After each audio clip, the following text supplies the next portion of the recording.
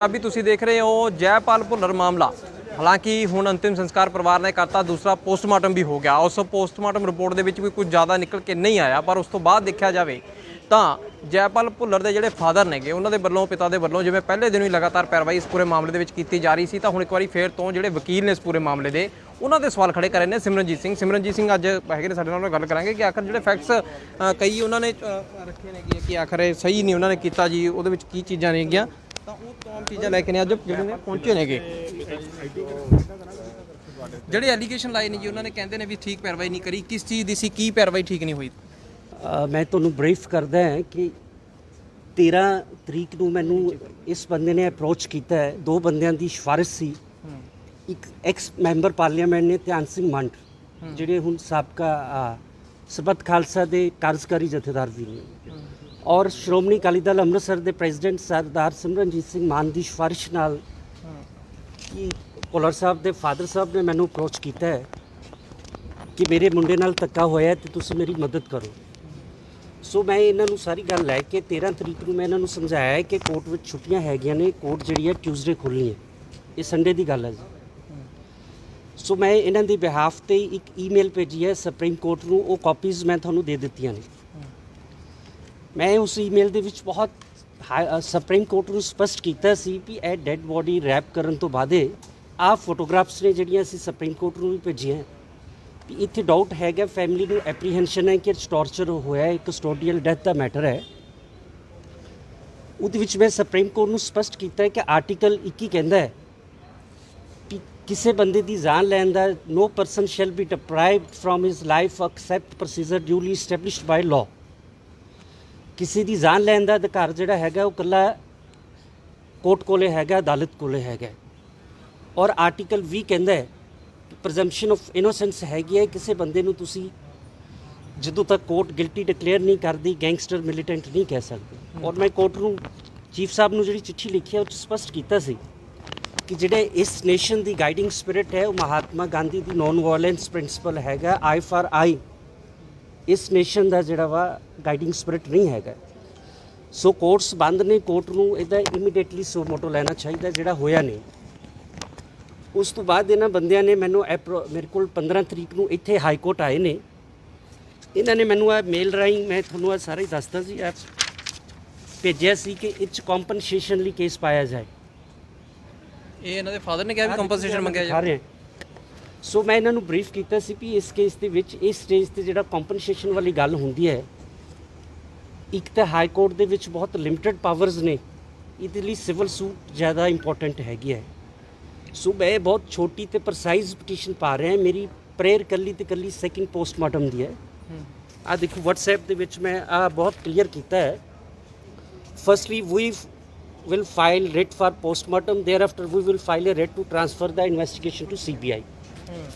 क्योंकि मैनू समझ सी कि जे मैं ये दोनों इशूज़ नूं क्लब कर दिंदा तो जिहड़ा जुरिस्डिक्शन का इशू हाई कोर्ट दे विच आ जाना सी, क्योंकि जिहड़ा इनकाउंटर है वो कलकत्ता दे विच होया। सो मैं आप दा लीगल माइंड अपलाई करते हुए मैं कल्ला जिहड़ा आपदे आप नूं रिस्ट्रिक्ट कीता है वो कीता है सैकेंड पोस्टमार्टम तक। जदों हाई कोर्ट च असीं पहली पटीशन फाइल की है, जज साहब कन्विंस नहीं होए, उन्होंने जुरिस्डिक्शन अधिकार खेतर ते नूं डिसमिस कर दिता है। उसी रेट नूं सुप्रीम कोर्ट ने रिमांड करके हाई कोर्ट नूं कहा कि जी पटीशन पहले फाइल हुई है 15 तरीक नूं, और ते इंस्टेंट 21 तरीक नूं सुनवाई होएगी हाई कोर्ट विच। और मेरी पटीशन की सुनवाई दे विच स्पैसिफिक फाइंडिंग्स दे विच जज ने जिहड़ा उस सैकेंड पोस्टमार्टम अलाउ किया है ना। पोस्टमार्टम के विच भी आ देखो जिहड़ा हाई कोर्ट का ऑर्डर है, मैं तुहानूं कॉपीज़ दित्तियां ने। पैरा नंबर 10 विच हाई कोर्ट ने स्पष्ट कर दिता है कि असी इस मैटर के ह्यूमनटेरियन ग्राउंड्स से सैकेंड पोस्टमार्टम नूं टच कर रहे हैं, असी अदर इशूज़ नूं टच नहीं करन जा रहे। जे एग्राइव्ड पार्टी चाहती है तो सैपरेट रेट राही उन्होंने चैलेंज कर सकती है। सो मेरा सवाल यह है कि मैं तो इन्हों को सैकेंड पोस्टमार्टम लिए इन्हों का केस पाया है तो मैं वो ऑर्डर भी करा दिता है। 13 तरीक नूं ये मैनू एनगेज करते हैं। आल ऑफ सडन जदों कि माहौल बड़ा सेंसिटिव होंदा है, तुसी बच्चे की संस्कार के टाइम मेरे खिलाफ एलीगेशन ला रहे हो ਸੋ ਮੈਂ ਬੀਇੰਗ ਲਾਇਰ ਦੋ ਚੀਜ਼ਾਂ ਹੁੰਦੀਆਂ ਨੇ ਜੀ, ਇੱਕ ਕਲਾਇੰਟ ਦੀ ਵੀ ਡਿਸਕ੍ਰਿਸ਼ਨ ਹੈਗੀ ਹੈ ਵੀ ਉਹਨੇ ਕਿਹੜਾ ਲਾਇਰ ਇੰਗੇਜ ਕਰਨਾ ਹੈ, ਤੇ ਵਕੀਲ ਦਾ ਵੀ ਰਾਈਟ ਹੁੰਦਾ ਵੀ ਉਹਨੇ ਕਿਸੇ ਕਲਾਇੰਟ ਲਈ ਕੰਮ ਕਰਨਾ ਕਿ ਨਹੀਂ ਕਰਨਾ। ਸੋ ਇਹ ਸਾਰੀਆਂ ਗੱਲਾਂ ਜੀ ਇਹਨਾਂ ਨੂੰ ਲੱਗਦਾ ਸੀ ਕਿ ਵਕੀਲ ਨਾਲਾਇਕ ਹੈਗਾ ਹੈ ਨਾ, ਇਹ ਕੁਆਲੀਫਾਈਡ ਡਿਗਰੀ ਨਹੀਂ ਹੈਗੀ। ਇਹਨਾਂ ਨੂੰ ਚਾਹੀਦਾ ਸੀ ਫਿਰ ਮੈਨੂੰ ਵਿਦਡਰਾ ਕਰ ਲੈਂਦੇ, ਮੇਰਾ ਅਟਾਰਨੀ ਵਿਦਡਰਾ ਕਰ ਦਿੰਦੇ, ਕੋਰਟ ਨੂੰ ਕਹਿ ਦਿੰਦੇ ਕਿ ਸਾਡਾ ਵਕੀਲ ਨਹੀਂ ਹੈ। 21 ਤਰੀਕ ਤੱਕ ਤਾਂ ਤੁਸੀਂ ਮੇਰੇ ਨਾਲ ਰੈਗੂਲਰ, ਜਦੋਂ ਤੱਕ ਮੈਂ ਰਿਲੀਫ ਲੈ ਕੇ ਦਿੱਤੀ ਹੈ ਤੁਸੀਂ ਮੇਰੀ ਟੱਚ ਵਿੱਚ ਸੀ। ਸੋ ਦੂਜਾ ਸਵਾਲ ਹੈ, ਇਹਨੇ ਕਿਹਾ ਜੀ ਦੀ ਕ੍ਰੈਡੀਬਿਲਿਟੀ ਤੇ ਕ੍ਰੈਡੈਂਸ਼ੀਅਲਸ ਦੀ ਗੱਲ ਕੀਤੀ ਹੈ। ਮੈਂ ਤੁਹਾਡੇ ਮੀਡੀਆ ਰਾਹੀਂ ਦੱਸਣਾ ਚਾਹੁੰਦਾ ਕਿ 2012 'ਚ ਇਸ ਹਾਈ ਕੋਰਟ ਦੇ ਚੀਫ ਜਸਟਿਸ ਗੰਗੋਈ ਸਾਹਿਬ, ਜਦੋਂ ਮੈਂ ਸੁਮੇਧ ਸਿੰਘ ਸੈਣੀ ਨੂੰ ਡੀਜੀਪੀ ਅਪਾਇੰਟ ਕੀਤਾ ਤਾਂ ਰਿਟ ਚੈਲੰਜ ਕੀਤੀ ਸੀ, ਉਦੋਂ ਕੋਰਟ ਨੇ ਮੈਨੂੰ ਸਪੈਸੀਫਿਕ ਸਵਾਲ ਪੁੱਛਿਆ ਸੀ ਕਿ ਤੁਹਾਡੇ ਕ੍ਰੈਡੈਂਸ਼ੀਅਲਸ ਕੀ ਹੈਗੇ ਨੇ, ਤੇ ਮੈਂ ਉਦੋਂ ਕੋਰਟ ਨੂੰ 90 ਪੇਜਸ ਦੇ ਆਪ ਦੇ ਕ੍ਰੈਡੈਂਸ਼ੀਅਲਸ ਦੇ ਕੇ ਦੱਸਿਆ ਸੀ ਕਿ ਮੈਂ 98 onward as a student human rights activist ਲੋਕਾਂ ਲਈ ਕੰਮ ਕਰ ਰਿਹਾ ਹਾਂ। ਇਹ ਜਿਹੜਾ ਕੇਸ ਹੈ ਜੈਪਾਲ ਭੁੱਲਰ ਦੇ ਬਾਪ ਦਾ, ਮੈਂ ਮੁਫਤ ਕੀਤਾ ਹੈ, ਪ੍ਰੋ ਬੋਨੋ ਸਪੋਰਟ ਕੀਤੀ ਹੈ, ਮੈਂ ਪੈਸਾ ਨਹੀਂ ਲਿਆ।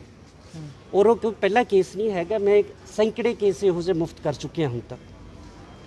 ਸੋ ਜਿਹੜੀ ਮੇਰੀ ਕ੍ਰੈਡੈਂਸ਼ੀਅਲਸ ਦੀ ਗੱਲ ਹੈਗੀ ਹੈ, ਮਤਲਬ ਮੈਂ ਇੱਥੇ ਦੋ ਗੱਲਾਂ ਮਹਿਸੂਸ ਕਰਦਾ ਵੀ ਜਿਹੜਾ ਇਹ ਸਰਦਾਰ ਸਾਹਿਬ ਕਹਿੰਦੇ ਨੇ ਵੀ ਡਿਸਕੁਆਲੀਫਾਈ ਵਕੀਲ ਹੈਗਾ ਹੈ, ਇਹ ਜਿਹੜੀ ਗੱਲ ਹੈ ਜਿਸ ਮਸ਼ੀਨਰੀ ਦਾ ਇਸ ਸਰਦਾਰ ਭੁਪਿੰਦਰ ਸਿੰਘ ਜਿਹੜੇ ਫਾਦਰ ਨੇ ਜੈਪਾਲ ਦੇ, ਇਹ ਪੰਜਾਬ ਪੁਲਿਸ ਦੇ ਸੀਨੀਅਰ ਅਫਸਰ ਰਹੇ ਨੇ, ਜਿਹੜੀ ਮਸ਼ੀਨਰੀ ਨੇ ਇਹਦੇ ਬੱਚੇ ਦਾ ਕਤਲ ਕੀਤਾ ਹੈ ਇਹ ਉਹਦਾ ਪਾਰਟ ਰਿਹਾ।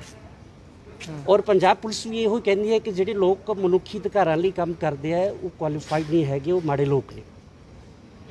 ਸੋ ਮੈਨੂੰ ਲੱਗਦਾ ਹੈ ਕਿ ਜਿਵੇਂ ਉਹ ਪੁਲਿਸ ਦੀ ਥਿਊਰੀ ਹੈਗੀ ਹੈ, ਇਹ ਵੀ ਪੁਲਿਸ ਇੰਸਪੈਕਟਰ ਉਸੇ ਥਿਊਰੀ 'ਚ ਬਿਲੀਵ ਕਰਦਾ। ਇਹਨੂੰ ਲੱਗਦਾ ਵੀ ਕੁਆਲੀਫਾਈਡ ਲੋਕ ਉਹ ਲੋਕ ਨੇ ਜਿਹੜੇ ਕਤਲ ਕਰਦੇ ਨੇ, ਜਿਹੜੇ ਡਰੱਗਸ ਦਾ ਕੰਮ ਕਰਦੇ ਨੇ, ਜਿਹੜੇ ਟੋਕੈਟੀਸ ਕਰਦੇ ਨੇ, ਹੈ ਨਾ। ਸੋ ਇਹਨੇ ਜਿੰਨੀਆਂ ਵੀ ਕਹੀਆਂ ਨੇ, ਮੈਨੂੰ ਬਾਰ ਕੌਂਸਲ ਨੇ ਲਾਇਸੈਂਸ ਦਿੱਤਾ ਹੋਇਆ ਜੀ, ਮੇਰਾ ਲਾਇਸੈਂਸ ਜੇ ਕੋਈ ਜਾਲੀ ਹੈਗਾ ਜਿਹੜੀ ਇਹ ਗੱਲ ਕਰਦੇ ਨੇ ਉਹਦੇ ਉੱਪਰ ਹੀ ਸਾਰਾ ਕੁਝ ਕਰ ਸਕਦੇ ਨੇ। ਮੈਂ ਇਸ ਕੇਸ ਦੇ ਵਿੱਚ ਐਜ਼ ਏ ਟੀਮ ਪਲੇਅਰ ਕੰਮ ਕੀਤਾ। ਜਦੋਂ ਮੈਂ ਕੇਸ ਫਾਈਲ ਕੀਤਾ ਹੈ ਉਦੋਂ ਇਸੇ ਹਾਈ ਕੋਰਟ ਤੋਂ ਮਿਸਟਰ ਰੰਧਾਵਾ ਇੱਕ ਐਡਵੋਕੇਟ ਨੇ, ਸਾਡੇ ਕਲੀਗ ਲਾਇਰ ਨੇ, ਉਹਨਾਂ ਦੀ ਮੈਨੂੰ ਕਾਲ ਆਈ ਕਿ ਮੇਰੇ ਆਈ ਵਾਜ਼ ਵੈਰੀ ਕਲੋਜ਼ ਟੂ ਹਿਮ, ਮੇਰੇ ਫੈਮਿਲੀ ਨਾਲ ਬਹੁਤ ਨਜ਼ਦੀਕੀ ਸਬੰਧ ਨੇ, ਮੈਂ ਅਪੀਅਰ ਹੋਣਾ ਚਾਹੁੰਦੀ ਹਾਂ। ਸੋ ਇਸ ਕੇਸ 'ਚ ਮੈਂ ਫੈਮਿਲੀ ਨੂੰ ਕਿਤੇ ਵੀ ਮਿਸਲੀਡ ਨਹੀਂ ਕੀਤਾ। ਮੈਂ ਉਸੇ ਵੇਲੇ ਹੀ ਅੰਮ੍ਰਿਤਸਰ ਤੋਂ ਸੀਨੀਅਰ ਟ੍ਰਾਇਲ ਕੋਰਟ ਦੇ ਲਾਇਰ ਸੀ, ਮੈਂ ਉਹਨਾਂ ਦਾ ਨੰਬਰ ਵੀ ਆ ਦੇਖੋ ਇਹਦੇ ਵਿੱਚ ਹੈਗਾ, ਮੈਂ ਇਹਨਾਂ ਨੂੰ ਭੇਜਿਆ ਕਿ ਸਰਦਾਰ ਸਾਹਿਬ ਇਹ ਵਕੀਲ ਤੁਹਾਡੇ ਰੈਫਰੈਂਸ ਨਾਲ ਗੱਲ ਕਰ ਰਹੇ ਨੇ, ਪੇਸ਼ ਹੋਣਾ ਚਾਹੁੰਦੇ ਨੇ, ਤੁਹਾਨੂੰ ਕੋਈ ਆਬਜੈਕਸ਼ਨ ਹੈਗਾ ਕਿ ਨਹੀਂ ਹੈਗਾ। ਇਹਨਾਂ ਦੀ ਕੰਸੈਂਟ ਨਾਲ ਮੈਂ ਉਹਨਾਂ ਨੂੰ ਵੀ ਅਲਾਉ ਕੀਤਾ। ਸੋ ਮੈਂ ਬੜਾ ਹਰਟ ਹੋਇਆ ਇਹਦੀ ਸਾਰੀ ਗੱਲ ਨਾਲ ਕਿ ਜਿਹੜੀ ਇੱਕ ਪੇਜ ਦੀ ਬਾਰ-ਬਾਰ ਕੱਲ ਮੀਡੀਆ 'ਚ ਗੱਲ ਕੀਤੀ ਹੈ ਇਹਨਾਂ ਨੇ ਕਿ ਇੱਕ ਪੇਜ ਦੀ ਪਟੀਸ਼ਨ ਹੈ। ਆ ਦੇਖੋ ਜੀ ਪਟੀਸ਼ਨ ਵੀ ਮੈਂ ਤੁਹਾਨੂੰ ਦਿਖਾ ਰਿਹਾ ਤੇ ਮੈਂ ਇਹ ਦੱਸਣਾ ਚਾਹੁੰਦਾ ਕਿ ਉਹ ਇੱਕ ਪੇਜ ਦੀ ਪਟੀਸ਼ਨ ਹੈ ਜਿਸ 'ਤੇ ਇਹਦਾ ਸੈਕਿੰਡ ਪੋਸਟਮਾਰਟਮ ਦਾ ਆਰਡਰ ਹੋਇਆ ਹੈ। ਸੋ ਜਿੰਨੇ ਵੀ ਐਲੀਗੇਸ਼ਨਸ ਲਾਏ ਨੇ ਉਹ ਬਿਲਕੁਲ ਝੂਠੇ ਹੈਗੇ ਨੇ ਜੀ। ਮਤਲਬ ਬੀਇੰਗ ਲਾਇਰ ਮੈਂ ਡੈਫਰਮੇਸ਼ਨ ਦਾ ਕੇਸ ਫਾਈਲ ਕਰ ਸਕਦਾ, ਲੀਗਲ ਕੇਸ ਫਾਈਲ ਕਰ ਸਕਦਾ, ਪਰ ਮੈਂ ਉਹ ਕਰਨਾ ਨਹੀਂ ਚਾਹੁੰਦਾ। ਉਹਦੇ ਦੋ ਰੀਜ਼ਨਸ ਹੈਗੇ, ਇੱਕ ਤੇ ਵਿਕਟਮ ਹੈਗਾ, ਇੱਕ ਇਹਨਾਂ ਦਾ ਲੜਕਾ ਜੇਲ੍ਹ 'ਚ ਹੈਗਾ, ਦੂਜਾ ਐਨਕਾਊਂਟਰ ਹੋ ਗਿਆ ਹੈ। ਸੋ ਮੈਂ ਨਹੀਂ ਚਾਹੁੰਦਾ ਕਿ ਫੈਮਿਲੀ ਨੂੰ ਅਨਨੈਸੈਸਰੀ ਹਰਾਸ ਕੀਤਾ ਜਾਏ। ਮੈਂ ਮਹਿਸੂਸ ਕਰਦਾ ਕਿ ਪੁਲਿਸ ਇੰਸਪੈਕਟਰ ਸੀ, ਇਹਨੂੰ ਸਮਝ ਹੋਣੀ ਚਾਹੀਦੀ ਸੀ ਜੇ ਮੇਰੇ ਤੋਂ ਸੈਟਿਸਫਾਈ ਨਹੀਂ ਹੈਗਾ ਤੇ ਮੈਨੂੰ ਡਿਸਓਨ ਕਰ ਦਿੰਦਾ, ਮੇਰਾ ਅਟਾਰਨੀ ਵਿਦਡਰਾ ਕਰ ਲੈਂਦਾ। ਇਹ ਬੜਾ ਸਟ੍ਰੇਂਜ ਕੇਸ ਹੈ। ਪਰ ਤੁਸੀਂ ਕਦੇ ਵੇਖਿਆ ਨਹੀਂ ਹੋਣਾ ਕਿ ਕਲਾਇੰਟ ਤੇ ਵਕੀਲ ਦੇ ਵਿਚਾਲੇ ਕੋਈ ਇਸ ਕਿਸਮ ਦੀ ਨੌਬਤ ਆਈ ਹੈ। ਸੋ ਕਿਉਂਕਿ ਐਲੀਗੇਸ਼ਨ ਸੀਰੀਅਸ ਸੀ, ਸੋ ਮੈਂ ਇਹ ਤੁਹਾਡੇ ਮੀਡੀਆ ਰਾਹੀਂ ਕਲੀਅਰ ਕਰਨਾ ਚਾਹੁੰਦਾ ਸੀ ਸਾਰੀਆਂ ਗੱਲਾਂ। ਇਹ ਗੱਲਾਂ ਬਾਤਾਂ ਹੋਈਆਂ ਕਿਉਂ? ਕੋਈ ਕਮਿਊਨੀਕੇਸ਼ਨ ਗੈਪ ਰਹਿ ਗਿਆ, ਉਹ ਕੁਝ ਹੋਰ ਚਾਹੁੰਦੇ ਸੀ, ਹੋਇਆ ਕੁਝ ਹੋਰ, ਇਹਦੇ ਬਾਰੇ ਥੋੜਾ ਜਾਣਕਾਰੀ। ਬਿਕੋਜ਼ ਮੇਰੀ ਤਾਂ ਸਮਝ ਨਹੀਂ, ਮੈਂ ਤਾਂ ਆਲ ਆਫ ਸਡਨ ਜਦੋਂ ਮੈਨੂੰ ਕੱਲ ਲੋਕਾਂ ਦੀਆਂ ਕਾਲਸ ਆਉਣੀਆਂ ਸ਼ੁਰੂ ਹੋ ਗਈਆਂ, ਮੈਂ ਕੱਲ ਸ਼ਾਮ ਤੱਕ ਕਾਲ ਸੁਣਦਾ ਰਿਹਾ। ਫਿਰ ਜਿਹੜੀ ਸਾਡੀ ਬੈਟਰੀ ਆਫ ਲਾਇਰਸ ਹੈ, ਜਿਹੜੇ ਸਾਡੇ ਗਰੁੱਪ ਨਾਲ ਰਿਲੇਟਡ ਬੰਦੇ ਨੇ, ਉਹਨਾਂ ਸਾਰਿਆਂ ਨੇ ਮੈਨੂੰ ਕਿਹਾ ਕਿ ਇਹਦਾ ਜਵਾਬ ਦੇਣਾ ਆਪਣਾ ਬਣਦਾ ਹੈਗਾ। ਜੇ ਅਸੀਂ ਜਵਾਬ ਨਹੀਂ ਦੇਵਾਂਗੇ ਤਾਂ ਲੋਕਾਂ 'ਚ ਗਲਤ ਪ੍ਰਭਾਵ ਜਾਊਗਾ। ਸੋ ਬਹੁਤ ਕਲੀਅਰ ਹੈ ਕਿ ਸੈਕਿੰਡ ਪੋਸਟਮਾਰਟਮ ਦੀ ਪਰੇਡ ਸੀ, ਸੈਕਿੰਡ ਪੋਸਟਮਾਰਟਮ ਹੋ ਗਿਆ ਹੈ। ਹੁਣ ਤੁਸੀਂ ਕਾਹਦੇ ਐਲੀਗੇਸ਼ਨ ਮੇਰੇ 'ਤੇ ਲਾ ਰਹੇ ਹੋ? ਮੈਂ ਤੁਹਾਨੂੰ ਰਿਲੀਫ ਲੈ ਕੇ ਦੇ ਦਿੱਤੀ ਹੈ। ਜੇ ਤੁਸੀਂ ਮੈਨੂੰ ਚੰਗੇ ਨਹੀਂ ਲੱਗਦੇ ਤਾਂ ਤੁਸੀਂ ਆਪ ਦਾ ਜਿਹਨੂੰ ਇੰਗੇਜ ਕਰਨਾ ਕਰੋ, ਜਿਵੇਂ ਫਾਈਟ ਕਰਨੀ ਕਰੋ।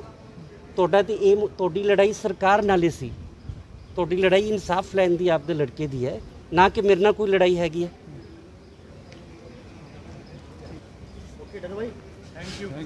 ਤੇ ਬਿਲਕੁਲ ਦੋ ਸਵਾਲਾਂ ਦਾ ਜਵਾਬ ਦਿਓ ਸਿਮਰਨ ਜੀ। ਦੇਖਿਆ ਜਾਵੇ ਜਦੋਂ ਇੰਨਾ ਲੰਬਾ ਤੁਹਾਡੇ ਨਾਲ ਪਾਰੀ ਰਹੀ ਉਹਨਾਂ ਦੀ, ਲੰਬਾ ਇਸ ਲਈ ਕਹਿੰਦਾ ਕਿਉਂਕਿ ਵੈਸੇ ਤਾਂ ਪੁੱਛ ਦਿੰਦੀ ਸੀਗੀ ਪਰ ਲਗਾਤਾਰ ਟੱਚ 'ਚ ਰਹੇ ਹੋ ਤੁਸੀਂ ਵੀ ਇੱਕ ਤਰ੍ਹਾਂ ਦੇ ਉਹਨਾਂ ਦੇ ਹਰ ਦੁੱਖ ਸੁੱਖ ਦੇ ਸਾਂਝੇ ਬਣੇ ਹੋ, ਤਾਂ ਇਹ ਕੀ ਮਾਨਸਿਕਤਾ ਤੁਸੀਂ ਦੇਖੀ ਕਿ ਆਖਰਕਾਰ ਜੈਪਾਲ ਭੁੱਲਰ ਦੇ ਤੁਹਾਡਾ ਪੋਸਟਮਾਰਟਮ ਤੱਕ ਦਾ ਸੀ, ਪੋਸਟਮਾਰਟਮ ਹੋ ਗਿਆ ਹੈਗਾ, ਕੀ ਪੋਸਟਮਾਰਟਮ ਨੂੰ ਲੈ ਕੇ ਉਹਨਾਂ ਨੂੰ ਨਿਰਾਸ਼ਾ ਲੱਗੀ ਕਿ ਇਹ ਗੱਲ ਕਹਿਤੀ ਕਿ ਇੱਕ ਪੇਜ ਦੀ ਲੈ ਕੇ ਖੜ ਗਿਆ ਵਕੀਲ ਤੋਂ ਪਟੀਸ਼ਨ ਨਹੀਂ ਤਿਆਰ ਹੋਈ ਚੱਜਦੀ, ਜਾਂ ਫਿਰ ਹੋਰ ਕੋਈ ਚੀਜ਼ ਸੀ, ਕੰਪਨਸੇਸ਼ਨ ਨੂੰ ਲੈ ਕੇ ਤਾਂ ਨਹੀਂ ਕਿਤੇ ਕੋਈ ਗੱਲ ਹੋਈ ਹੈ?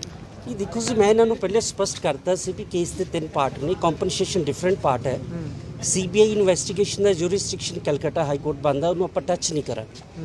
ਜੇ ਅਸੀਂ ਸਾਰਾ ਇੰਟਰਮਿੰਗਲ ਕਰ ਲਵਾਂਗੇ ਪਟੀਸ਼ਨ ਦੇ ਵਿੱਚ, ਸਾਰਾ ਕੁਝ ਪਾ ਦਿਆਂਗੇ ਤਾਂ ਆਪਾਂ ਫੇਲ ਹੋ ਜਾਵਾਂਗੇ, ਉਲਝਣ ਨਹੀਂ ਪੈ ਹੈ ਨਾ। ਕਿਉਂਕਿ ਮੈਂ ਡੇ 1 ਹੀ ਤੁਹਾਡੇ ਮੀਡੀਆ 'ਚ ਵੀ ਤੁਹਾਨੂੰ ਫਸਟ ਡੇ ਜਦੋਂ ਫਾਈਲ ਕੀਤਾ ਸੀ ਦੱਸਿਆ ਸੀ ਕਿ ਮੇਰੀ ਰੇਟ ਬਹੁਤ ਪ੍ਰਸਾਈਜ਼ਡ ਹੈ, ਮੇਰਾ ਫੋਕਸ ਕੱਲਾ ਸੈਕਿੰਡ ਪੋਸਟਮਾਰਟਮ ਤੇ ਹੈ ਜਿਹਦੇ 'ਚ ਅਸੀਂ ਕਾਮਯਾਬ ਰਹੇ। ਤੇ ਫਿਰ ਕਿੱਥੇ ਲੱਗਦਾ ਕੀ ਫਰਕ ਕੀ ਰਹਿ ਗਿਆ ਜੀ ਇੰਨਾ ਜ਼ਿਆਦਾ ਇੱਕੋ ਲੱਖ ਤੋਂ ਬੰਦਾ ਚੇਂਜ ਹੋ ਜਾਣਾ? ਕਿਉਂਕਿ ਤੁਹਾਡੇ ਨਾਲ ਅਸੀਂ ਵੀ ਉਹਦੇ ਗੱਲ ਕਰੀਏ, ਤੁਹਾਡੇ ਨਾਲ ਹੀ ਸੀਗੇ, ਬੜਾ ਫੇਸ ਸੀ ਉਹਨਾਂ ਤੁਹਾਡੇ ਤੇ। ਹਾਂ, ਇਹ ਮੇਰੀ ਆਪ ਸਮਝ ਨਹੀਂ ਹੈਗਾ ਜੀ, ਉਹ ਵੀ ਆਲ ਆਫ ਜਿਸ ਤਰ੍ਹਾਂ ਦੇ ਸਡਨ ਸ਼ਬਦਾਂ ਦੀ ਵਰਤੋਂ ਕੀਤੀ ਗਈ ਉਹ ਤੁਸੀਂ ਸਮਝਦੇ ਹੋ ਅਸੀਂ ਲੈਣਾ ਨਹੀਂ ਚਾਹਾਂਗੇ ਉਸ ਚੀਜ਼ ਨੂੰ ਕਿ ਆਖਰਕਾਰ ਕਰੀ ਗਈ, ਤਾਂ ਉਹ ਬਹੁਤ ਜ਼ਿਆਦਾ ਜਦੋਂ ਬੰਦਾ ਹਤਾਸ਼ ਹੋ ਜਾਂਦਾ ਲੱਗਦਾ ਵੀ ਉਹਨਾਂ ਨੂੰ ਵੀ ਯਾਰ ਇਹਨੇ ਮੇਰਾ ਕੋਈ ਨੁਕਸਾਨ ਕਰਤਾ, ਫਿਰ ਹੁੰਦੀਆਂ ਉਹ ਚੀਜ਼ਾਂ। ਹਾਂਜੀ, ਮੇਰਾ ਤਾਂ ਕੰਮ ਸੈਕਿੰਡ ਪੋਸਟਮਾਰਟਮ ਤੱਕ ਸੀਮਤ ਸੀ, ਉਹ ਹੋ ਗਿਆ, ਕੋਰਟ ਨੇ ਅਲਾਉ ਕਰ ਦਿੱਤਾ, ਨੁਕਸਾਨ ਵਾਲੀ ਤਾਂ ਗੱਲ ਕੋਈ ਨਹੀਂ ਹੈਗੀ। ਤੇ ਜਿਵੇਂ ਤੁਸੀਂ ਕਿਹਾ ਵੀ ਕਿ ਆਖਰਕਾਰ ਦੁਬਾਰਾ ਤੁਹਾਨੂੰ ਪੁੱਛਦਾ ਕਿ ਜਿਵੇਂ ਹੁਣ ਉਹਨਾਂ ਨੇ ਐਲੀਗੇਸ਼ਨ ਲਾਏ ਨੇ ਕਿ ਤੁਸੀਂ ਕੋਈ ਸਟੈਪ ਚੱਕ ਰਹੇ ਹੋ ਆਪਦੇ ਨਾਲ? ਈਜ਼ੀ ਇਟਸ ਡੈਫਰਮੇਸ਼ਨ ਫਾਈਲ ਕੀਤੀ ਜਾ ਸਕਦੀ ਹੈ, ਪਰ ਬਜ਼ੁਰਗ ਬੰਦੇ ਨੇ, ਪਰਿਵਾਰ ਆਲਰੇਡੀ, ਇੱਕ ਬੇਟਾ ਜੇਲ੍ਹ 'ਚ ਹੈ, ਇੱਕ ਐਨਕਾਊਂਟਰ ਹੋ ਗਿਆ ਹੈ, ਅਸੀਂ ਨਹੀਂ ਚਾਹਾਂਗੇ ਇਹੋ ਜਿਹੀ ਬੇਵਕੂਫੀ ਕਰਨਾ। ਬਹੁਤ ਬਹੁਤ ਧੰਨਵਾਦ। ਇਹ ਸੀਗੇ ਜੈਪਾਲ ਭੁੱਲਰ ਮਾਮਲੇ ਦੇ ਵਕੀਲ ਸਿਮਰਨਜੀਤ ਸਿੰਘ ਦਾ ਦੁੱਖ ਸਾਫ਼ ਤੌਰ ਤੇ ਤੁਸੀਂ ਦੇਖ ਸਕਦੇ ਹੋ ਕਿ ਉਹ ਭਾਵੁਕ ਹੋ ਕੇ ਕਿਵੇਂ ਲਗਾਤਾਰ ਗੱਲਾਂ ਕਰ ਰਹੇ ਸੀਗੇ ਕਿ ਮੈਂ ਬਿਨਾਂ ਪੈਸੇ ਤੋਂ ਪਹਿਲਾਂ ਤਾਂ ਕੇਸ ਲੜਿਆ, ਫਿਰ ਉਹਨਾਂ ਨੇ ਇਹ ਸਾਰੀ ਹੁਣ ਤਾਂ ਪੱਤਰਕਾਰਾਂ ਨੂੰ ਵੀ ਦੇਤੀ ਹੈ, ਕਈ ਸੋਫਿਆਂ ਦੀ ਜੇ ਦੇਖਿਆ ਜਾਵੇ ਰਿਟ ਪਟੀਸ਼ਨ ਹੈ ਜਿਹੜੀ ਉਹਨਾਂ ਨੇ ਪਾਈ, ਤੇ ਉਹ ਕਹਿੰਦੇ ਕਿ ਇਹੀ ਰਿਟ ਪਟੀਸ਼ਨਾਂ ਕਰਕੇ ਨਾਲੇ 2 ਸਫ਼ਿਆਂ ਦੀ ਜਿਹੜੀ ਉਹ ਕਹਿੰਦੇ ਨੇ ਉਹਦੇ ਕਰਕੇ ਹੀ ਜਿਹੜਾ ਕਿ ਉਹਨਾਂ ਦੇ ਬੇਟੇ ਦਾ ਸੈਕੰਡ ਪੋਸਟਮਾਰਟਮ ਹੋਇਆ। ਉਹਨਾਂ ਨੇ ਸਾਫ਼ ਤੌਰ ਤੇ ਵੀ ਗੱਲ ਕਹੀ ਕਿ ਕਈ ਸਖਤ ਸ਼ਬਦਾਂ ਦੀ ਉਹਨਾਂ ਨੇ ਵਰਤੋਂ ਕਰੀ। ਉਹ ਕਹਿੰਦੇ ਜੇ ਮੈਂ ਚਾਹਾਂ ਤਾਂ ਡੈਫਾਮੇਸ਼ਨ ਫਾਈਲ ਕਰ ਸਕਦਾ, ਕਿਉਂਕਿ ਡੈਫਾਮੇਸ਼ਨ ਦੇ ਵਿੱਚ ਤੁਸੀਂ ਮਾਣਹਾਨੀ ਆਪਦੀ ਜੇ ਤੁਹਾਡੇ ਉੱਪਰ ਕੋਈ ਆਰੋਪ ਲਾਉਂਦਾ, ਤੁਹਾਡੀ ਜੇ ਕਹੀਏ ਕਿ ਤੁਹਾਡੇ ਮਾਣ ਨੂੰ ਕੋਈ ਠੇਸ ਪਹੁੰਚਦੀ ਹੈ ਤਾਂ ਮਾਣਹਾਨੀ ਦਾ ਕੇਸ ਦਾਇਰ ਹੋ ਸਕਦਾ। ਉਹ ਕਹਿੰਦੇ ਪਰ ਮੈਂ ਕਰੂੰਗਾ ਨਹੀਂ, ਕਿਉਂਕਿ ਪਹਿਲਾਂ ਹੀ ਦੁੱਖ ਦੇ ਵਿੱਚ ਪਰਿਵਾਰ ਬਹੁਤ ਜ਼ਿਆਦਾ ਆ। ਤਾਂ ਵਕੀਲ ਨੇ ਕਿਤੇ ਨਾ ਕਿਤੇ ਪੂਰੇ ਸਪਸ਼ਟੀਕਰਨ ਦਿੱਤਾ, ਤੇ ਕਈ ਜੇ ਕਹੀਏ ਕਿ ਜਿਸ ਤਰ੍ਹਾਂ ਦੇ ਨਾਲ ਜੈਪਾਲ ਭੁੱਲਰ ਦੇ ਪਿਤਾ ਨੇ ਭੁਪਿੰਦਰ ਸਿੰਘ ਨੇ ਜਿਹੜੇ ਕੱਲ੍ਹ ਐਲੀਗੇਸ਼ਨ ਲਾਏ ਸੀ, ਤਾਂ ਠੋਕਵਾਂ ਜਵਾਬ ਵੀ ਜਿਹੜੀ ਆਪਦੀ ਵਕੀਲੀ ਭਾਸ਼ਾ ਦੇ ਵਿੱਚ ਉਹਨਾਂ ਨੇ ਦਿੱਤਾ ਕਿ ਆਖਰਕਾਰ ਮੈਂ ਚਾਹਾਂ ਤਾਂ ਕੀ ਕਰ ਸਕਦਾ, ਤੇ ਦੂਜੇ ਪਾਸੇ ਕਿਤੇ ਨਾ ਕਿਤੇ ਕਿ ਜਿਸ ਤਰ੍ਹਾਂ ਦੇ ਉਹਨਾਂ ਦੇ ਪੁਲਿਸੀਆ ਕੈਰੀਅਰ ਤੇ ਵੀ ਸਵਾਲ ਖੜੇ ਕਰਦੇ ਹੋਏ ਉਹਨਾਂ ਨੇ ਕਿਹਾ ਕਿ ਪੁਲਿਸ ਵਾਲੇ ਕੌਣ ਹੁੰਦੇ ਨੇ ਉਹ ਸਭ ਜਾਣਦੇ ਨੇ। ਖੈਰ ਦੇਖਣਾ ਹੋਊਗਾ, ਕਿਉਂਕਿ ਇਸ ਪੂਰੇ ਮਾਮਲੇ ਦੇ ਵਿੱਚ ਦੇਖਿਆ ਜਾਵੇ ਤਾਂ ਪਰਿਵਾਰ ਲਗਾਤਾਰ ਇਨਸਾਫ ਦੀ ਮੰਗ ਕਰ ਰਿਹਾ, ਦੂਜੇ ਪਾਸੇ ਵਕੀਲ ਕਹਿੰਦੇ ਮੈਂ ਆਪਦੀ ਜ਼ਿੰਮੇਵਾਰੀ ਜਿਹੜੀ ਹੈ ਕਿ ਤਹਿ ਦਿਲੀ ਨਾਲ ਨਿਭਾਈ ਹੈ, ਤਾਂ ਆਖਰਕਾਰ ਮੇਰੇ ਤੇ ਸਵਾਲ ਨਹੀਂ ਕਿ ਹੋਣੇ ਚਾਹੀਦੇ। ਸੀਨੀਅਰ ਵੀਡੀਓ ਜਰਨਲਿਸਟ ਕਮਲ ਦੇ ਨਾਲ ਸੁਮਿਤ ਸਿੰਘ, ਡੇਲੀ ਪੋਸਟ ਪੰਜਾਬੀ, ਚੰਡੀਗੜ੍ਹ। ਸਤਿ ਸ਼੍ਰੀ ਅਕਾਲ।